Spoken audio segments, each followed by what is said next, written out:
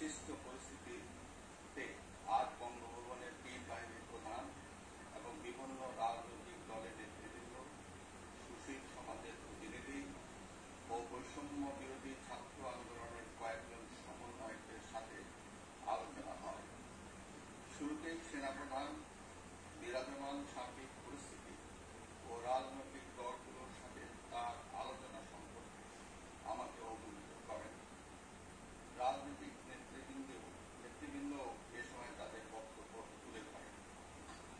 সভায় বৈষম্য বিরোধী ছাত্র আন্দোলনের নিহত শহীদদের স্মরণে শোক প্রস্তাব গৃহীত হয়।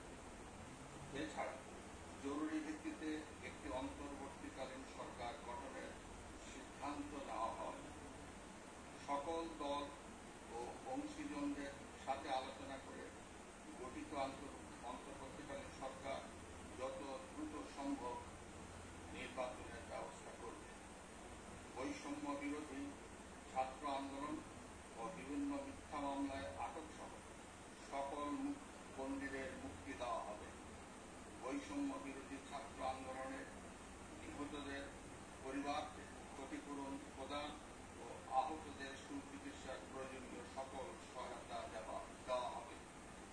সর্বসম্মতিক্রমে বিএনপির চেয়ারপারসন বেগম খালেদা জিয়াকে মুক্তি দেওয়ার সিদ্ধান্ত নেওয়া হয়।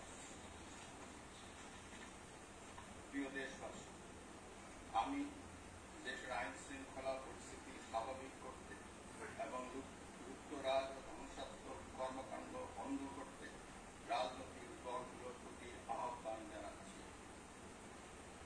জনগণের জানমাল ও রাষ্ট্রীয় সম্পদ রক্ষায় সশস্ত্র বাহিনীকে কঠোর পদক্ষেপ নেওয়ার নির্দেশ প্রদান করছি। সাম্প্রদায়িক সম্প্রীতি ও সংখ্যালঘুদের নিরাপত্তা নিশ্চিত করতে এবং সরকারি সম্পত্তি রক্ষায় সকলকে এগিয়ে আসার আহ্বান জানাচ্ছি।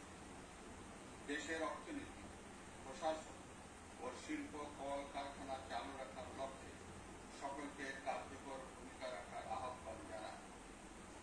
ছাত্র নেতৃবৃন্দ ও শিক্ষকদের সাথে আলোচনা সাপেক্ষে অতি শীঘ্রই শিক্ষা প্রতিষ্ঠানগুলি খুলে দেওয়া হবে।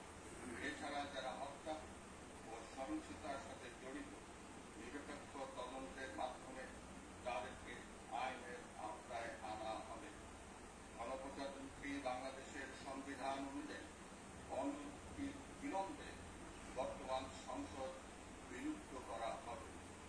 দেশের সকল অফিস আদালত আগামীকাল থেকে স্বাভাবিকভাবে চলবে।